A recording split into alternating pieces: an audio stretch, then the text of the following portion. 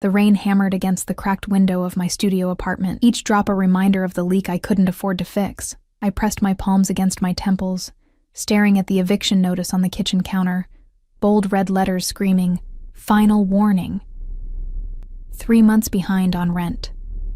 The number at the bottom might as well have been $1 million. I was invisible. That's what poverty does.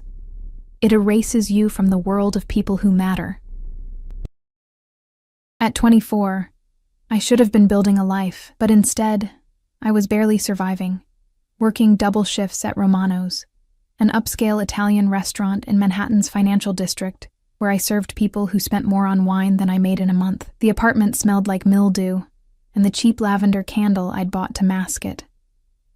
My hands were raw from scrubbing dishes. My feet ached in shoes held together with duct tape, and my stomach had forgotten what it felt like to be full. But none of that mattered as much as the tiny heartbeat growing inside me, 12 weeks along, according to the free clinic. Marcus. Even thinking his name made my chest tighten with a mixture of rage and humiliation. 6 months of sweet words and promises, of believing someone actually saw me, wanted me. Then I'd found the wedding ring in his jacket pocket, the family photos on his phone he'd forgotten to delete. He'd disappeared the same night I told him about the baby, blocking my number, vanishing like I'd never existed. I was alone. Completely, terrifyingly alone. The next morning, I dragged myself to Romano's, my white serving blouse stretched tight across my abdomen. I'd have to tell Mr. Romano soon. Pregnant waitresses didn't exactly fit his aesthetic of sleek, elegant service. "Table 12, Sophia." Marco, the floor manager, snapped his fingers at me. "VIP reservation. Don't screw it up." The dining room gleamed with crystal chandeliers and white tablecloths so pristine they looked untouched. The air smelled of garlic, expensive wine, and old money. I smoothed my apron and approached table 12, tucked in the corner with a view of the street. The power position, where men who controlled things sat to watch both the room and the exits. That's when I saw him. He sat with his back to the wall, perfectly still in a way that made everyone else in the room seem frantic. Charcoal suit, custom fitted, the kind of fabric that whispered wealth with every movement. Dark hair, silver threading the temples. He couldn't have been older than 38, but he carried himself with the weight of someone who'd lived multiple lifetimes. 2 men flanked the entrance, not eating, not sitting, just watching with the coiled alertness of attack dogs. But it was his eyes that stopped me mid-step. Dark, almost black, and utterly calculating. They swept over me like a physical touch, cataloging, assessing, seeing everything I tried to hide. My worn shoes, my too tight blouse, the exhaustion carved into my face. The scent of his cologne reached me. Cedarwood and something darker, more dangerous. Leather. Gunpowder, maybe, though that seemed impossible in this pristine setting. "Good afternoon," I managed, my voice steadier than I felt. "Can I start you with something to drink? McAllen." "Neat." His voice was low, textured like Italian smoke. Accent threading through perfect English. He didn't look at the menu. Men like him never did. "You look tired." The observation landed like a slap. Not cruel, just factual. As if he could read the sleepless nights in the shadows under my eyes. "I'm fine, sir. And for your meal? Surprise me." He leaned back, fingers steepled. "You work here long?" 6 months. I gripped my notepad tighter. Customers rarely made conversation unless they wanted something. "And you're good at reading people, knowing what they need?" "I try to be, sir." "Dante." The correction was soft but firm. "And I think you're better at it than you know." Before I could respond, the restaurant's front door burst open. A child, no more than 7 years old, soaking wet from the rain, stumbled inside. His clothes were threadbare, his sneakers held together with tape that matched mine. Mud streaked his face, and his eyes were wide with desperation that I recognized in my own mirror every morning. "Hey!" Marco rushed forward. "Kid, you can't be in here." "Please," the boy's voice cracked. "I need help. My mama. She's sick, and I have money I can pay." He thrust out his small fist, opening it to reveal a crumpled $5 bill and some coins. Maybe $6 total. The restaurant fell silent. Wealthy patrons stared with that particular blend of pity and discomfort, that rich people wore when poverty invaded their sanitized spaces. Marco grabbed the boy's shoulder. You need to leave. Now. This isn't a charity. Let him speak. Dante's voice cut through the room like a blade. He hadn't moved, hadn't even raised his volume, but every head turned. Marco released the boy as if burned. The child's eyes locked onto Dante with the instinct prey has for recognizing apex predators, but also with desperate hope. He crossed the dining room on shaking legs, stopping at table 12. Sir, please. He held out the money again. My mama, she's real sick. She can't work, and we got evicted. And we're staying in our car now. But it's cold, and she's coughing up blood, and I don't know what to do. Tears streamed down his face, mixing with rainwater. I saved this money from returning bottles. It's all I got. But please, can you help her? The silence stretched. I stood frozen, my heart shattering for this child who somehow thought $6 could buy salvation from a stranger in an expensive suit. Dante studied the boy with those obsidian eyes, his expression unreadable. Then, slowly, he reached out and closed the child's fist around the money. Keep it, he said quietly. What's your mother's name? Maria Castellano. Something flickered across Dante's face. Recognition, maybe, or old pain. And your name? Luca. Dante pulled out his phone, pressed a single button. It's me. I need a medical team at... He looked at the boy. Where is your car? The parking lot. Behind the old factory on Delancey Street. Dante repeated the address. Pneumonia, possibly tuberculosis. I want her at St. Vincent's within the hour. Private room, full treatment. Send someone to set up the family in one of the Moretti Street apartments. Furnish it, and get the boy enrolled at Sacred Heart. He paused. No, I don't care about the waiting list. Make it happen. He ended the call and looked at Luca. A car will be there in 15 minutes. They'll take your mother to the hospital and you both to a new home. You'll go to school. Your mother will get better. Understood. The boy's mouth opened and closed soundlessly. Then he launched himself at Dante, wrapping thin arms around his neck. Thank you. Dante stiffened, clearly unused to physical affection, but his hand came up to pat the boy's back awkwardly. Go wait by the door. My men will drive you. As Luca rushed away, one of the suited guards following, the restaurant slowly came back to life. Whispered conversations, silverware clinking. But I stood rooted to the spot, staring at this man who'd just changed 2 lives with a phone call. He looked up at me, catching me watching. Your surprise meal choice, sir? My voice came out strangled. I've changed my mind. He stood in one fluid motion, pulling out a money clip thick with $100 bills. He placed 5 of them on the table. $500 for a drink he'd never touched. You're interesting, Sophia. I jolted. I never told you my name. Your name tag. He gestured to my chest, but his eyes never dropped below my face. Though I already knew. I know everyone who works in my city. Your city? Walk with me. It wasn't a request. He moved toward the door, and some primal instinct made me follow, ignoring Marco's frantic signals. The guards fell into formation around us as we stepped into the rain-slicked street. A black SUV, heavily armored, windows tinted beyond legal limits, waited at the curb, engine running. The door opened, and I glimpsed leather interior, the gleam of what might have been a gun in a side compartment. Who are you? The question escaped before I could stop it. He smiled then, and it was the most terrifying expression I'd ever seen. Beautiful and cold as a knife's edge. Dante Rossetti. And I think you and I are going to know each other very well, Sophia. He stepped closer. Close enough that I could feel the heat radiating from his body despite the cold rain. That boy reminded me of something important. Sometimes the people who need saving don't even know they're drowning. His eyes dropped then, briefly, deliberately, to my stomach, to the slight swell I thought I'd hidden. My blood turned to ice. You're scared, he observed. Good. Fear keeps you sharp. But I'm not what you should be afraid of. He reached out, and I flinched. But he only tucked a strand of wet hair behind my ear.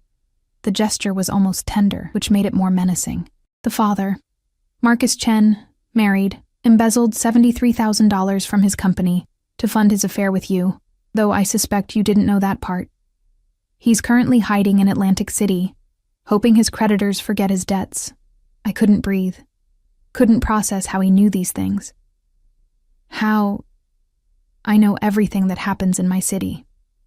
He leaned in, his lips near my ear, voice dropping to a whisper that sent ice down my spine. And I know you're 3 months pregnant, 3 months behind on rent, and approximately 48 hours from complete destitution. I also know that Marcus stole from the wrong people.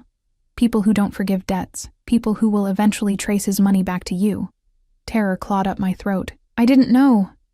I didn't take anything. I believe you. He straightened, adjusting his cufflinks with casual precision. Which is why I'm going to make you an offer, Sophia. One time only. The rain poured harder, soaking through my thin blouse. But I couldn't move. Come work for me. Not as a waitress. I need someone invisible, someone people underestimate, someone desperate enough to do what needs to be done and smart enough to survive it. His eyes held mine with magnetic intensity. In return, I'll clear Marcus's debts. The money he stole will be repaid. The people looking for it will forget you exist. You'll have housing, medical care, everything you need for you and your child. Full protection under my name. What kind of work? My voice trembled.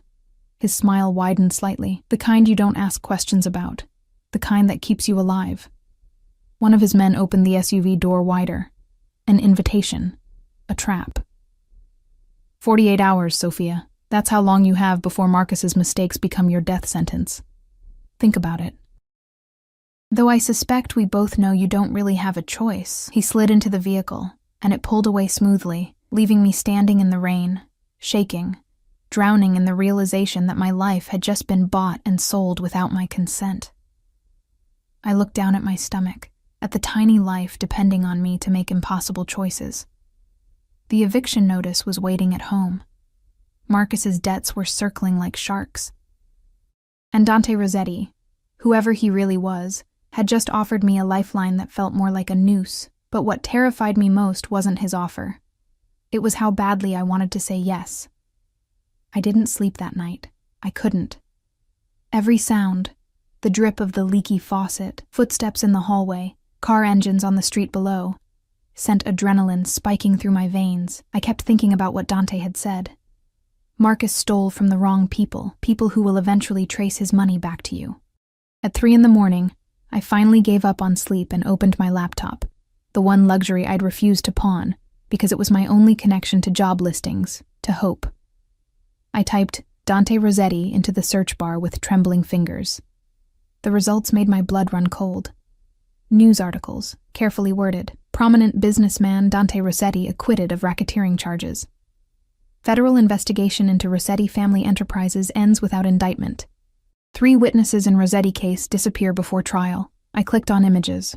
There he was at charity galas, shaking hands with politicians, at restaurant openings, cutting ribbons, always surrounded by men in dark suits, always watching the camera with those calculating eyes. The comments sections told the real story. Everyone knows he runs the East Coast. My cousin worked for him, crossed him once. We never found the body. The Rossetti family owns half the judges in New York. Mafia. The word sat heavy in my mind, though none of the articles dared print it outright. I slammed the laptop shut, my hands shaking so badly I knocked over my water glass. It shattered on the floor, and I just stared at the broken pieces, thinking how perfectly they represented my life. A man who controlled organized crime had just offered me a job, and I was actually considering it. Morning came with pale gray light and a fresh hell. I found the notice taped to my door. Not from my landlord this time, but something worse. Official legal letterhead. Marcus Chen's creditors had filed a claim against me as his known associate. They were coming after the money, $73,000 I'd never seen, never touched, never even known existed. I had nothing, less than nothing. I had debt that could swallow me whole, and a baby who deserved better than a mother destroyed by someone else's crimes. 48 hours. 24 of them were already gone. I went to work because I didn't know what else to do. My body moved on autopilot, serving tables, forcing smiles, pretending my world wasn't crumbling. Every man in a dark suit made my heart race. Every time the door opened, I expected someone to walk in and drag me away. Sophia. Marco's voice cut through my spiral. VIP table, 12, again. My stomach dropped. He was there.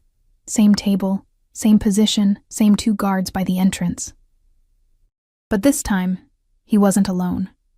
A woman sat across from him, stunning, dripping in designer everything, her manicured hand resting possessively on his arm. She laughed at something he said, her voice carrying across the room like crystal bells.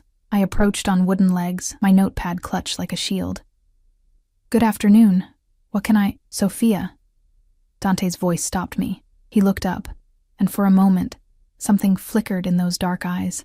"This is Alessandra Moretti, my fiancé." The word hit like a physical blow, though I had no right to feel it. This man was a stranger, a criminal, someone who'd inserted himself into my life uninvited, so why did my chest tighten with something that felt dangerously like betrayal? "Charmed," Alessandra said, not looking at me. She had the air of someone who didn't see service staff as fully human. "Dante, darling, you promised we'd discuss the wedding venue." "After lunch." His eyes never left my face. "Sophia, we'll have the usual." I didn't know what his usual was. We'd never gotten that far yesterday. He smiled slightly, reading my confusion. "Surprise us again. You have good instincts." I fled to the kitchen, my hands shaking as I put in an order for our most expensive dishes. Through the service window I could see them, Alessandra talking animatedly, Dante nodding, his posture relaxed in a way that somehow seemed more dangerous than tension. His phone buzzed. He glanced at it, said something to Alessandra, and stood. As he passed the kitchen entrance, he paused. Courtyard, 5 minutes, alone. Then he was gone, leaving me frozen with a tray of bread in my hands. The courtyard was meant for private dining, a small brick space with potted plants and a fountain that hadn't worked in years. Rain had left puddles on the cobblestones. I stepped out, my heart hammering, and found him standing with his back to me, phone pressed to his ear. I don't care about his excuses. He had 3 months. Find him. And when you do, make it clear what happens to people who think they can run from me. He ended the call and turned. "Marcus sends his regards, or he would, if he knew I'd found him." The world tilted. "You found him?" "Yesterday, about 20 minutes after I left you in the rain." Dante slipped his phone into his pocket. "He's in Atlantic City, like I said. Room 412 at the Seahorse Motel, spending his last few dollars on cheap whiskey and cheaper women. Very predictable. Disappointing, really. I expected someone who stole from the Covenant to have more imagination." "The Covenant?" "The people Marcus stole from. Russian syndicate, very unforgiving. They've had men looking for him for 3 months." He moved closer, each step deliberate. "They found your apartment yesterday. Left it alone when they saw the eviction notice, figured you were too poor to have their money. But that legal claim? That put you back on their radar." Ice flooded my veins. "What do they want? Their money. Or blood. They're not particular." He was close now, close enough that I could see the gold flecks in his dark eyes. "You have about 12 hours before they decide you're easier to find than Marcus." 12? You said 48? I lied. No apology in his voice, just fact. "Fear makes people compliant, but you're tougher than I expected, Sophia. You didn't come begging. You didn't call. So now I'm telling you the truth. You have until midnight tonight before the Covenant comes for you." My knees weakened. I grabbed the fountain's edge for support. "Why? Why are you doing this? What do you want from me?" "I told you. I need someone invisible, someone the world overlooks." His hand came up, fingers brushing my cheek so gently it felt like a threat. "And you're perfect. Beautiful. But in that forgettable way people don't look at twice. Smart enough to survive 6 months of poverty without breaking, desperate enough to do what needs to be done. I'm pregnant." The words burst out. "You can't expect. I expect loyalty, obedience, silence." His thumb traced my jawline. "In return, you get life, safety, A future for your child that doesn't involve running from Russian gangsters or raising a baby in a homeless shelter. His voice softened, became almost hypnotic. I take care of what's mine, Sophia. You should see how Luca and his mother are doing. New apartment. Maria's already responding to treatment. The boy starts school Monday. All because he had the courage to ask for help. That was different. He's a child. And you're a woman alone, carrying a child, drowning in debts you didn't create. How is it different? He leaned in, his breath warm against my ear. Pride is expensive, Kara. Can you afford it? I couldn't breathe. Couldn't think past the terror and the strange, shameful pull I felt toward this man who spoke about murder as casually as others discussed the weather. What would I have to do? Tonight? Come with me. Let me move you somewhere safe. Tomorrow? He pulled back, studying my face. We'll discuss details. But first you survive. You choose life. And if I say no? His expression didn't change, but something cold moved through his eyes. Then I'll have flowers sent to your funeral. White roses. You seem like a white roses type. A door slammed inside the restaurant. Voices raised. Dante's guards appeared instantly, flanking the courtyard entrance. Sir, we have a problem. Dante's jaw tightened. What kind? Covenant. 3 men. They're inside asking about the girl. My heart stopped. Dante's hand closed around my wrist. His grip firm, but not painful. Looks like you're out of time, Bella. Choose now. Come with me and live, or stay and die.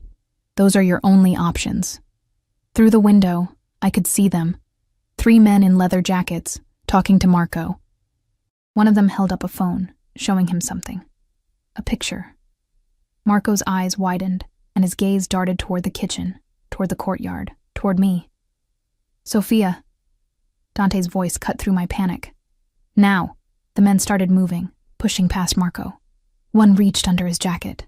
I ran. Dante pulled me through a back door I'd never noticed, his guards forming a wall behind us. We burst into an alley where the black SUV waited, engine running. He shoved me into the back seat and slid in beside me as the vehicle lurched into motion. Behind us, I heard shouting. A gunshot cracked the air. Drive, Dante said calmly into his phone. Take the tunnel, and someone clean up Romano's. I don't want this traced back to our operations. I was shaking so violently my teeth chattered. They were going to kill me, right there, in the restaurant, yes. He pulled off his suit jacket and draped it around my shoulders. It smelled like him. Cedarwood and danger. But they didn't. Because you're mine now. I didn't agree. You ran. That was agreement enough. His hand cupped my face, forcing me to meet his eyes. Listen carefully, Sophia. The old world.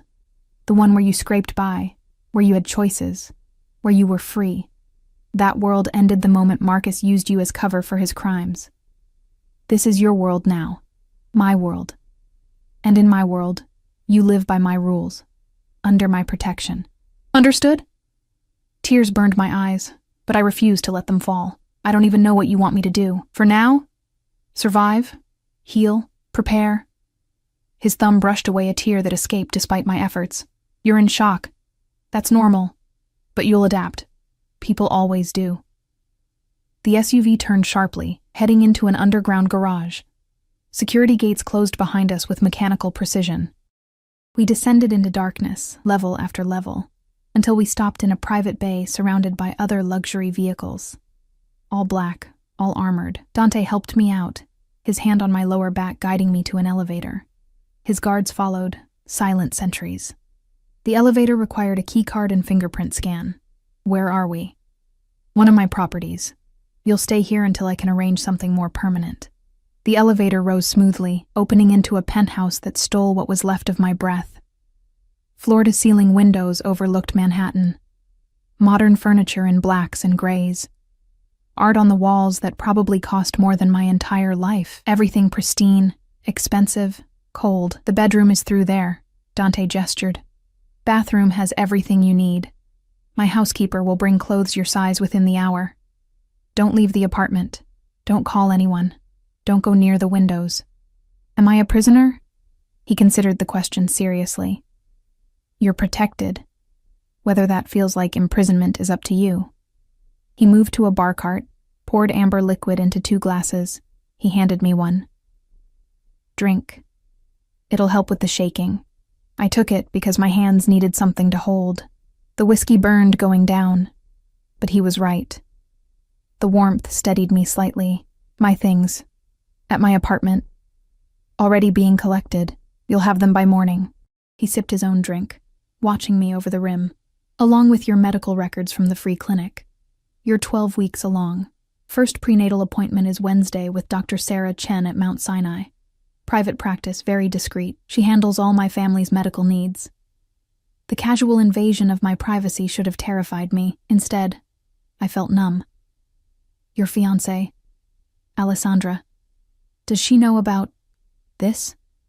About me? Something dangerous flashed in his eyes. Alessandra knows what I tell her to know. My marriage is business, a merger of families, nothing more. It has nothing to do with you. Then what am I? He set down his glass and crossed the space between us in 2 strides.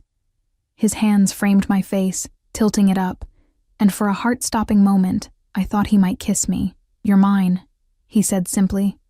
My responsibility, my asset, my project. His eyes searched mine, looking for something I didn't understand. And maybe, if you're smart and lucky, my salvation. That boy today, Luca, he reminded me why I built this empire. Not for power, not for money, for protection, for family, for people who have no one else. I'm not your family. Not yet. His smile was soft, almost sad. But you will be, Sophia, because I'm going to give you something no one else ever has. A choice that's real. A future that's yours. You just have to trust me enough to survive until we get there. He released me and stepped back, the moment breaking. Get some rest. Eat. My chef will send dinner up at 7. Tomorrow we begin your real education. Education in what? How to be invisible in plain sight. How to move through my world without being seen. How to survive the game I'm bringing you into. He moved toward the elevator. And how to make the people who hurt you pay for what they've done. The elevator doors opened. He paused, looking back. Welcome to the Rossetti family, Cara. Try not to disappoint me. Then he was gone. And I was alone in a golden cage. Pregnant and terrified. And somehow, impossibly, more alive than I'd felt in months. The apartment felt like a museum after Dante left. Beautiful. Untouchable. Sterile. I wandered through rooms that smelled of leather and expensive wood polish. My footsteps muffled by plush carpets. Everything was precisely arranged, from the books on the shelves, first editions I realized with shock, to the fresh orchids on the dining table. I found the bedroom and stopped in the doorway. King-sized bed with charcoal silk sheets. Abstract art that probably cost more than a car, and through a door to the left, a bathroom bigger than my entire studio apartment had been. My studio. Past tense now. That life was gone. I sat on the edge of the bed, Dante's jacket still wrapped around my shoulders, and finally let myself cry. Not delicate tears, but ugly, wrenching sobs that tore through my chest for the life I'd lost, for the innocence I'd never get back. For my baby, who would be born into a world of men with guns and secrets. The crying jag left me hollowed out and exhausted. I lay back on the bed, just for a moment, and darkness swallowed me whole. I woke to the smell of garlic and tomatoes. My stomach growled viciously. I couldn't remember the last time I'd eaten. The bedside clock read 7:47 p.m. I'd slept for over 4 hours. In the bathroom, I found toiletries still in packaging. Expensive brands I'd only seen in magazine ads. Toothbrush, toothpaste, shower gel that smelled like jasmine. I brushed my teeth and splashed water on my face, avoiding my reflection. I didn't want to see what fear had written there. The dining room table had been set for 1. Silver covers kept the food warm. I lifted them to find chicken marsala, roasted vegetables, fresh bread, and a small bowl of pasta in cream sauce. My hands shook as I served myself, and then I ate like a starving animal, barely tasting the food in my desperation to fill the empty ache inside me. A note sat beside the wine glass, filled with sparkling water, I noticed. Someone had thought about the pregnancy. Eat, sleep. Tomorrow we talk. His handwriting was precise, controlled, like everything else about him. I was reaching for seconds when my phone buzzed. My phone. which I'd left at the restaurant in my apron pocket. Now it sat charging on the counter, along with my keys, my wallet, and the few photographs I'd kept in my apartment. Everything I owned, transported here while I slept. The text was from an unknown number. Check the closet in the bedroom. Everything should fit. Tomorrow, 9 a.m. Driver will collect you. Wear the blue dress. I walked to the bedroom closet with my heart in my throat and opened it. Rows of clothing. Designer labels I recognized from serving their wearers at Romano's. Dresses, pants, blouses, all in my size. Shoes lined up beneath. Heels, flats, boots. Drawers held undergarments still tagged. Everything perfectly organized by color and occasion. I pulled out the blue dress, navy silk, modest neckline, elegant without being flashy. The kind of dress that cost a month's rent. My old rent, anyway. It would make me look professional, forgettable. Invisible, just like he wanted. I hung it back carefully and closed the closet door, feeling the walls of my golden cage close in a little tighter. Sleep came fitfully that night. I dreamed of Marcus. His smile when we'd first met, the way he'd made me feel seen. Then the dream shifted, and it was Dante's face instead. Those dark eyes watching me drown while he decided whether I was worth saving. I woke gasping at 3 a.m. and couldn't fall back asleep, so I explored the apartment properly, learning the space like a prisoner learning their cell. The living room had a wall of books, business, philosophy, Italian poetry, a collection of vinyl records, mostly opera and classical. No personal photos anywhere, no warmth, no mess, no indication that an actual human lived here. The kitchen was professionally equipped but barely used. I opened the refrigerator and found it fully stocked. Fresh fruit, vegetables, cheeses, everything organized with military precision. A pregnancy nutrition guide sat on the counter, pages marked with sticky notes. Section on first trimester needs highlighted. He'd done his research, planned this. Known I would say yes, or known I'd have no choice. I found a locked door off the hallway. Office, probably. The lock was serious. Biometric scanner. Whatever secrets Dante kept, he kept them well protected. As dawn broke over Manhattan, painting the sky in shades of pink and gold, I stood at the windows and watched the city wake up. From this height, the people below looked like ants, insignificant, invisible, like I used to be. At exactly 9 a.m., a knock on the door made me jump. I'd dressed in the blue dress. It fit perfectly, skimming my body in ways that hid my pregnancy while making me look polished. Professional. The shoes were comfortable despite their 3-inch heels. I opened the door to find a woman in her 50s. Gray hair pulled back severely, expensive suit and eyes that missed nothing. Miss Sophia. I'm Teresa, Mr. Rossetti's executive assistant. Are you ready? Ready for what? Your orientation. She gestured to the elevator. We have a full schedule today. The elevator descended to the garage where a different SUV waited. This one navy blue, but just as armored. Teresa slid in beside me, opening a tablet. First, legal matters. You'll sign an NDA, employment contract, and protection agreement. Our lawyers will explain everything. Second, security briefing. You need to understand threat assessment and emergency protocols. Third, medical appointment with Dr. Chen. Fourth, meeting with Mr. Rossetti to discuss your specific role. She looked up. Questions? My head spun. What kind of employment contract? You'll be listed as a consultant for Rossetti Enterprises. Salary of $200,000 annually. Full benefits, housing provided. In exchange, you'll perform tasks as assigned by Mr. Rossetti. The NDA covers everything you see, hear, or learn about his operations. Violation results in immediate termination and legal action. $200,000. I made $23,000 at Romano's. And if I refuse to sign, Teresa's expression didn't change. Then you'll be released at the next corner with our best wishes for your future. I believe the Covenant has a bounty of $50,000 on your head now. They don't like it when their targets run. The message was clear. Sign or die. The law office was in Midtown. All glass and steel and leather chairs. 3 lawyers in identical suits explained contracts I barely understood, using words like indemnification and exclusivity clause. I signed everything they put in front of me because what choice did I have? My hand cramped by the final signature. The lead lawyer smiled. Professional, empty. Welcome to the organization, Miss Sophia. Mr. Rossetti will be pleased you've chosen to join us. Chosen. As if I'd had any choice at all. The security briefing happened in a nondescript building in Queens. The instructor was a former military type with scars and dead eyes. He showed me photos of men I should avoid. Taught me how to spot a tail. Explained what to do if someone grabbed me. Scream. Run. Never get in the second location. You're a civilian, he said flatly. That makes you a liability, but Mr. Rossetti wants you protected, so you'll learn the basics. Pay attention. Your life depends on it.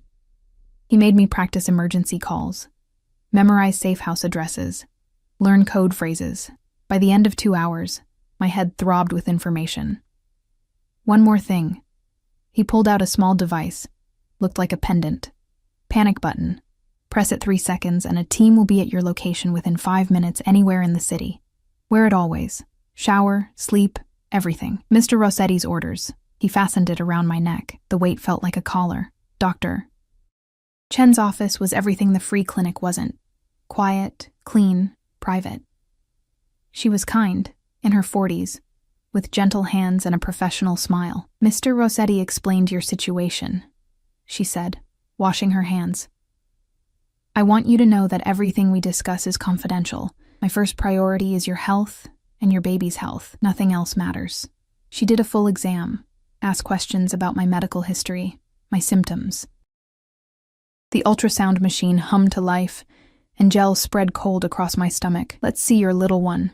The screen flickered, and then, there, a tiny form, barely recognizable as human but moving, heart beating fast, visible as a rapid flutter. Strong heartbeat, Dr. Chen said warmly, measuring right on track for 13 weeks. Everything looks perfect. Tears blurred my vision. Perfect.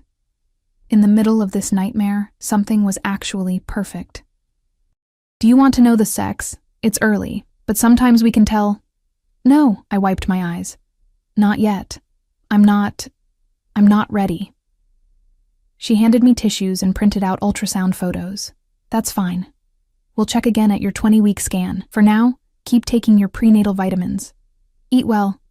I see Mr. Rossetti has already provided nutritional guidelines. Get rest. Avoid stress as much as possible. Avoid stress. I almost laughed.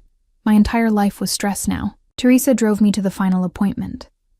A restaurant in Little Italy, closed for a private lunch. She led me through the empty dining room to a back office where Dante sat behind a mahogany desk, reading something on his laptop. He looked up as I entered, and his expression softened almost imperceptibly.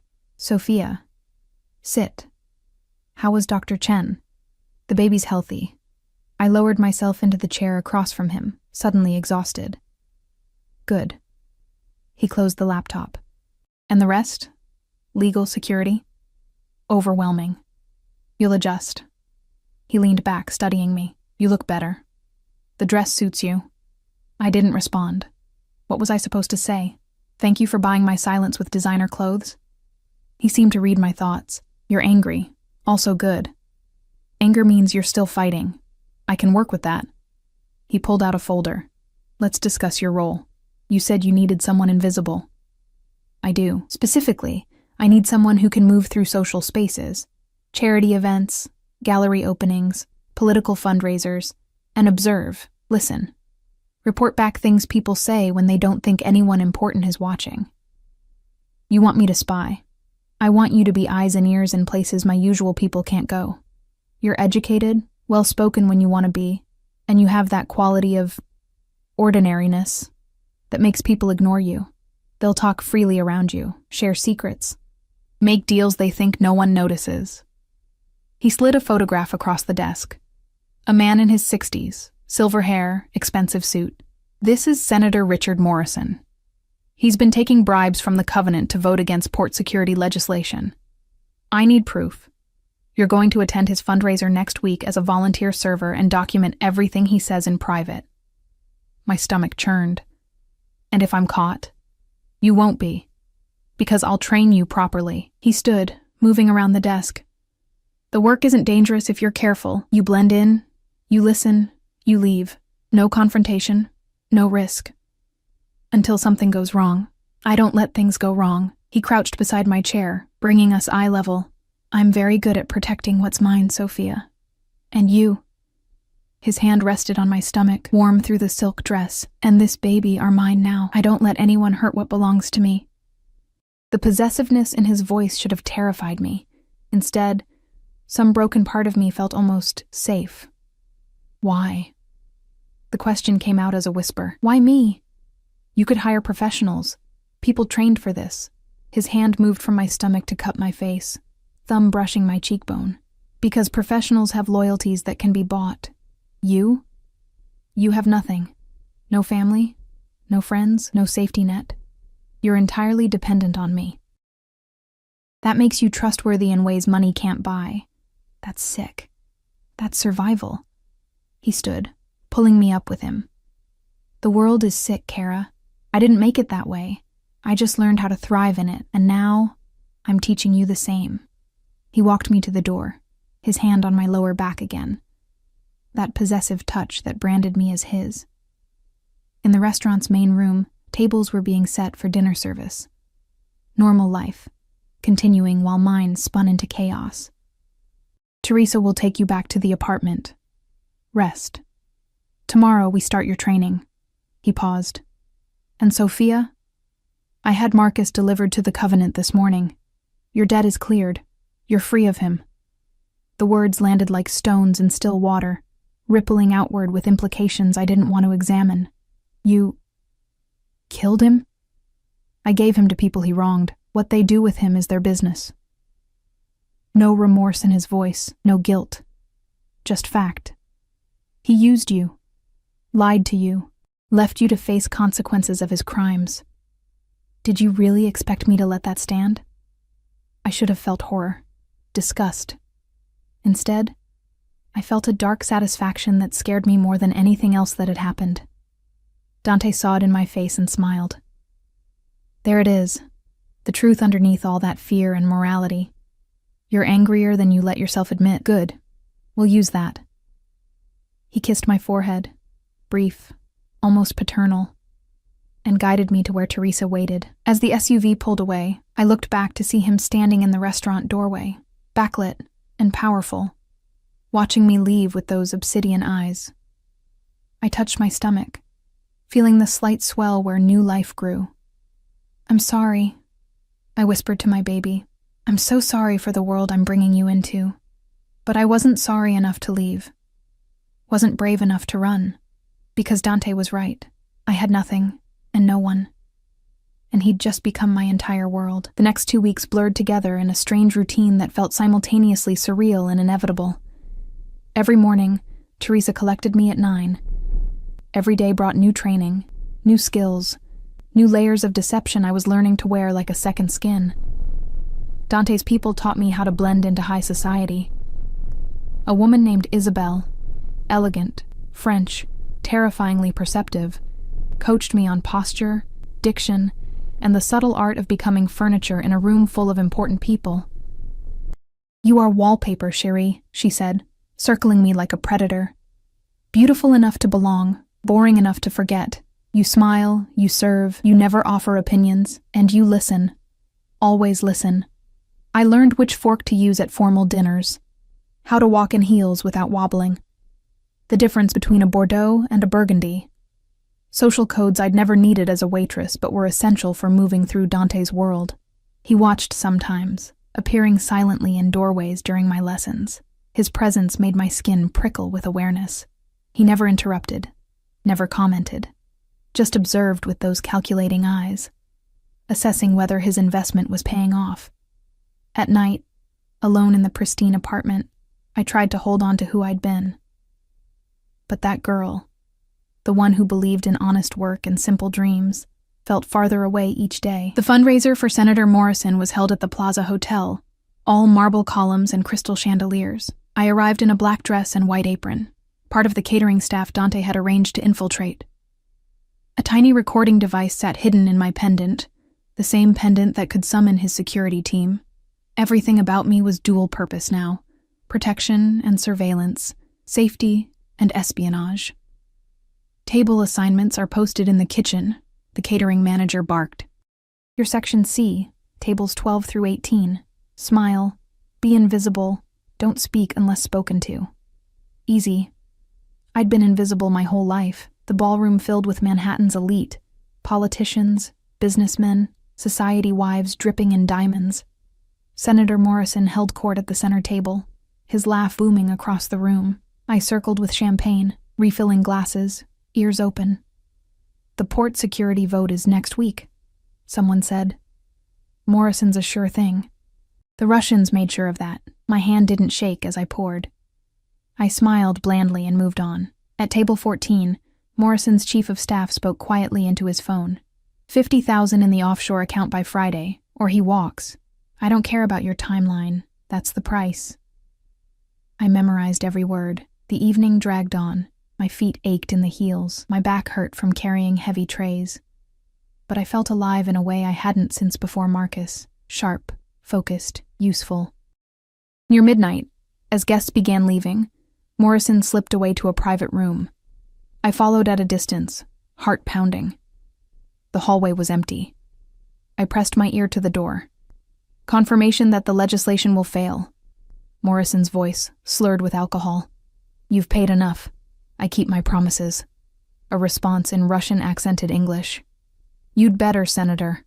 Our patience has limits. I fled before they could emerge, back to the safety of the catering chaos.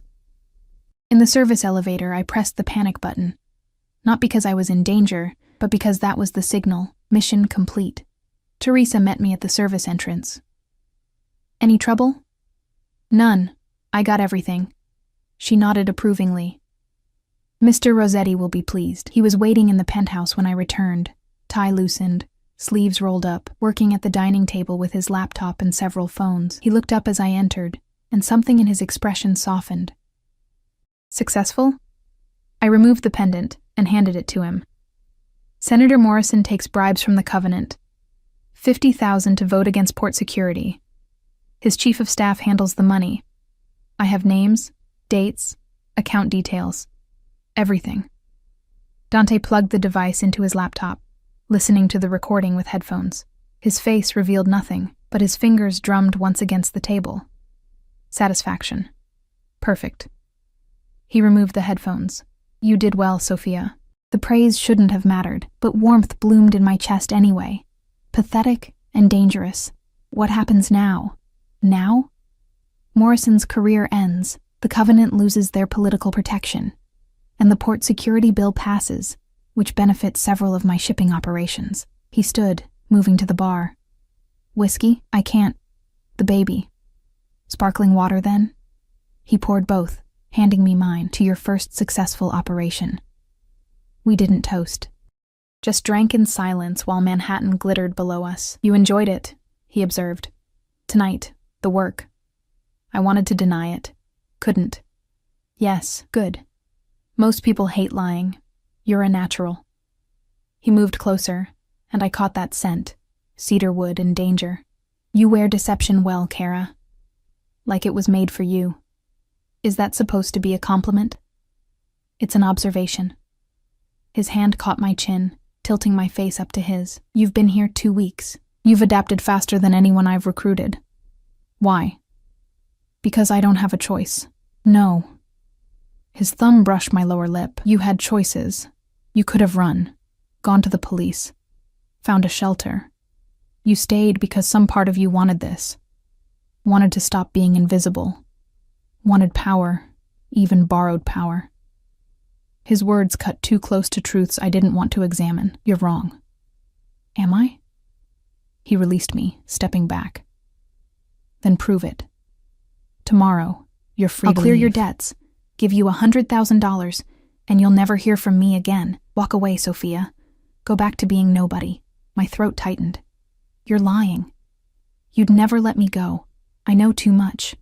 The NDA covers that. Break it and lawyers destroy you. But otherwise? He shrugged. I don't keep people who don't want to stay, so choose. Freedom or this. He gestured to the penthouse, to the life he'd built around me. I should have said yes. Should have taken the money and run. Instead, I met his eyes and said, "I stay." Something blazed in his expression. Triumph, possession, something darker I couldn't name. Why? Because I had nowhere else to go, because I was pregnant and terrified, because he'd shown me a version of myself that was strong instead of broken, because when he looked at me, I wasn't invisible. Because you're right, I whispered. I want this. God help me. I want to stop being nothing. He closed the distance between us in one stride, his hands framing my face, and kissed me. It wasn't gentle, wasn't tender. It was possession and claim and victory all at once. His mouth took mine with the same certainty he did everything else. Absolutely, completely, leaving no room for doubt. I should have pushed him away. He was engaged. He was dangerous.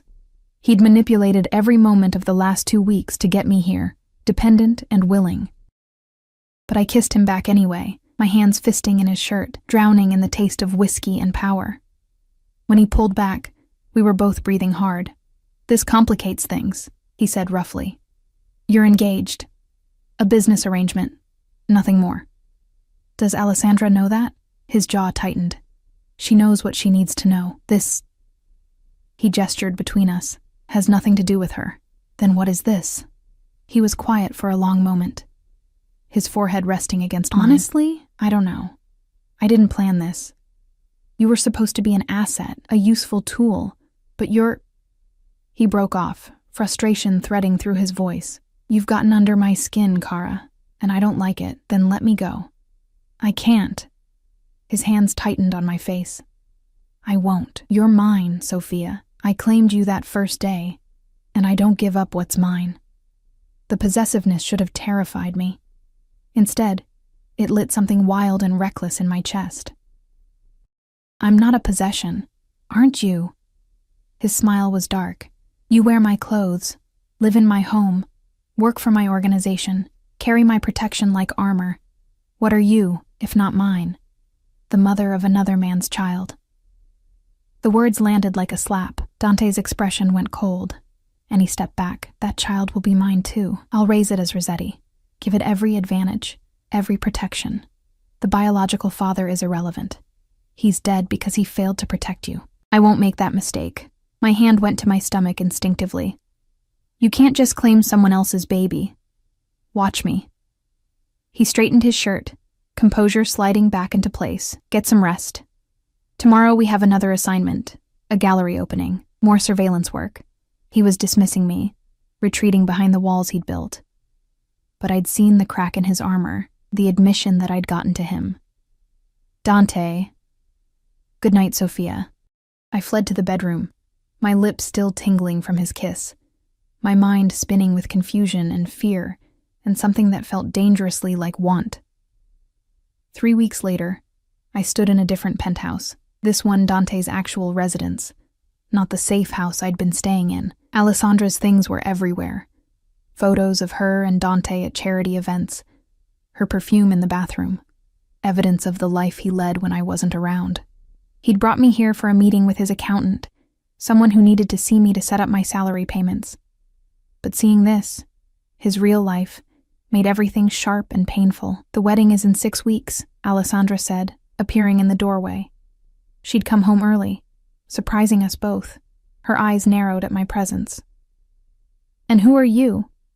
"Sophia works for me," Dante said smoothly. "Business consultant. In our home?" Her voice could have cut glass. "Since when do consultants need access to your private residence, Tesoro?" "Since I decided they did." His tone left no room for argument. "Alessandra, give us a moment." "No," she crossed her arms. "I want to know what's really going on. You've been distracted for weeks, canceling plans, taking mysterious meetings, and now this woman," she looked me up and down with contempt, "is in our home." The accountant had wisely fled minutes ago. Now it was just the three of us, tension crackling like electricity. "You're being paranoid," Dante said. "Am I? Or am I being smart?" Alessandra moved closer to me, her designer heels clicking on marble. "You're pretty. I'll give you that.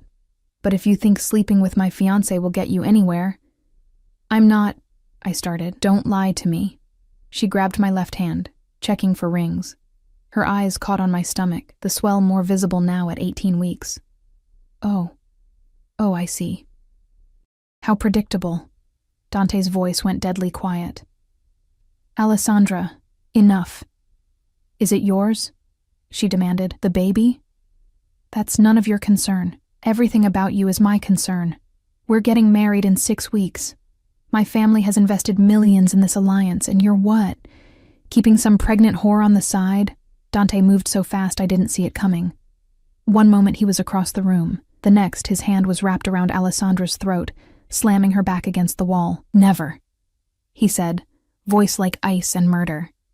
Call her that again.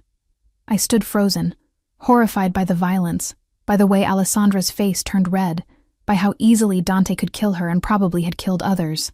Dante, stop. My voice broke through whatever rage held him. He released Alessandra, who crumpled, gasping. He turned to me, and the fury in his eyes made me step back. Sophia, leave, now. Teresa will take you back to your apartment. But now, I ran. I didn't hear from him for 3 days. 3 days of silence, of wondering if I'd crossed some invisible line, if the protection he'd offered was being withdrawn. Teresa brought meals and updated security protocols, but offered no information about Dante. On the 4th day, he appeared at my door at midnight, disheveled and dangerous, smelling of whiskey and smoke. The wedding's off, he said without preamble. I broke the engagement tonight. The Moretti family is furious. There will be consequences. A war, probably. But I don't care. He walked past me into the apartment, pacing like a caged animal. Why? I asked, though I knew. God help me, I knew. He turned, and the look in his eyes stole my breath. Because I can't marry her while wanting you. Because every time I'm in a room with Alessandra, all I can think about is you. Because that baby you're carrying, it may not be mine by blood, but I want it to be. I want you both to be mine in every way that matters. He crossed to me, cupping my face with shaking hands. I'm obsessed with you, Sophia. It's irrational and dangerous and completely inappropriate, but there it is. You've destroyed my carefully planned life in less than 2 months, and I'm letting you. Because the alternative, a life where you're not mine, is unacceptable. Tears streamed down my face. This is insane. You barely know me. I know everything about you. I've known since the day we met. I know you take your coffee with too much sugar and read poetry when you can't sleep. I know you're terrified of failure and desperate to matter. I know you talk to your baby every night, promising to be better than your mother was to you. His thumbs brushed away my tears. I know you, Kara, and I'm ruined for anyone else. The baby isn't yours. I don't care. I'll love it anyway. Raise it as mine. Give it the Rossetti name and everything that comes with it. He kissed my forehead, my cheeks, my lips. Soft, reverent touches so different from our first kiss. Say yes, Sophia. Be mine, truly mine. Not as an employee or an asset, as my family. Every rational thought screamed at me to refuse. This man was a criminal, had killed people, had trapped me in this life through manipulation and circumstances, but he'd also saved me, protected me, seen me when I was invisible to everyone else. And despite everything, maybe because of everything, I loved him. The realization hit like lightning. I loved this dangerous, obsessed, impossible man who'd stolen my life and given me a new one. Yes, I whispered. His kiss this time was different, claiming but also cherishing, possessive but tender. He lifted me into his arms and carried me to the bedroom, and for the first time since my world shattered, I felt whole. The war with the Moretti family started 3 days after Dante broke his engagement. It began with threats, phone calls, formal letters demanding compensation for the broken alliance. Then it escalated.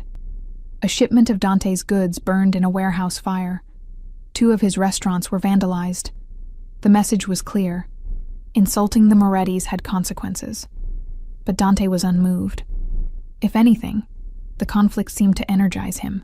He moved me into his actual penthouse, Alessandra's things removed, every trace of her erased, and surrounded me with armed guards 24 hours a day. They won't touch you, he promised, his hand resting on my growing stomach as we stood at the windows overlooking the city.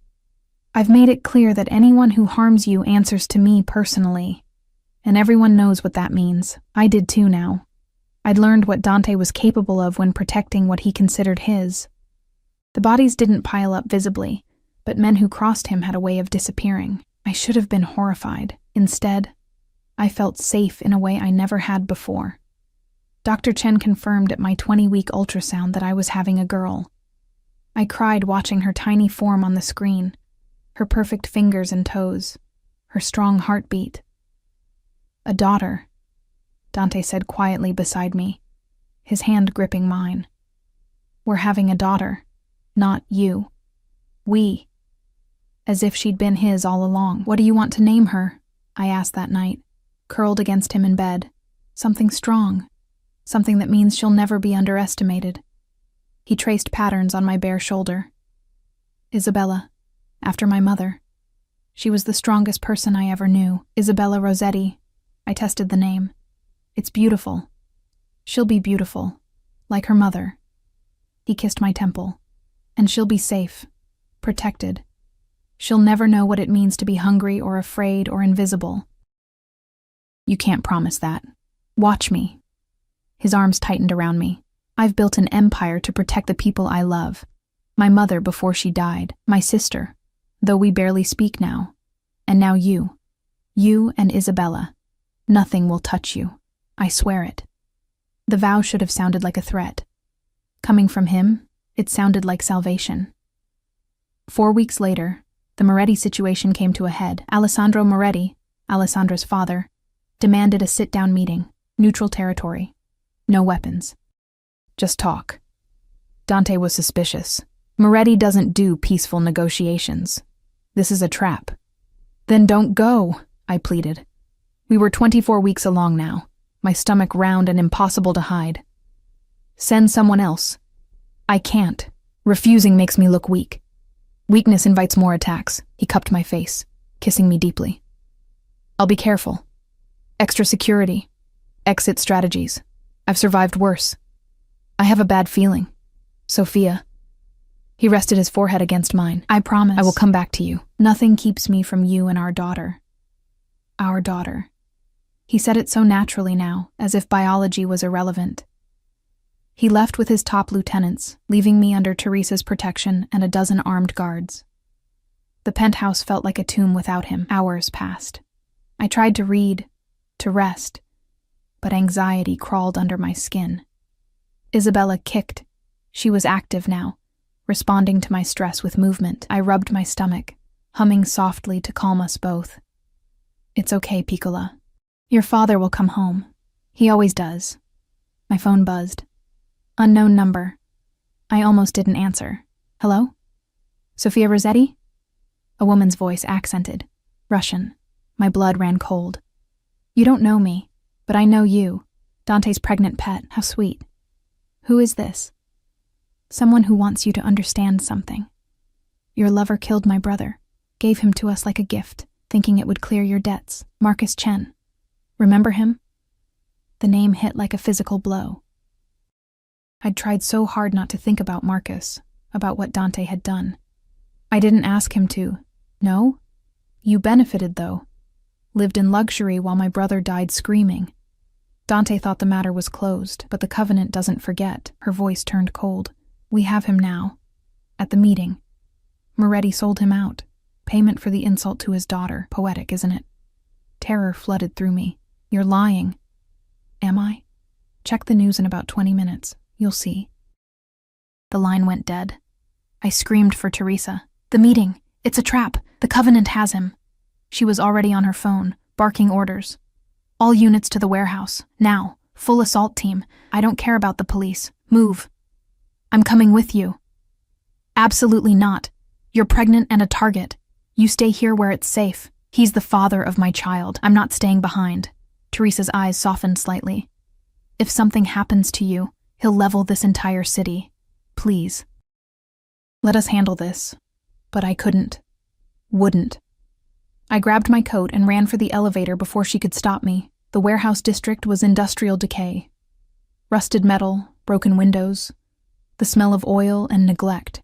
Police sirens wailed in the distance. Gunfire cracked through the air like fireworks. I crouched behind a car while Dante's men swarmed the building where the meeting had been held.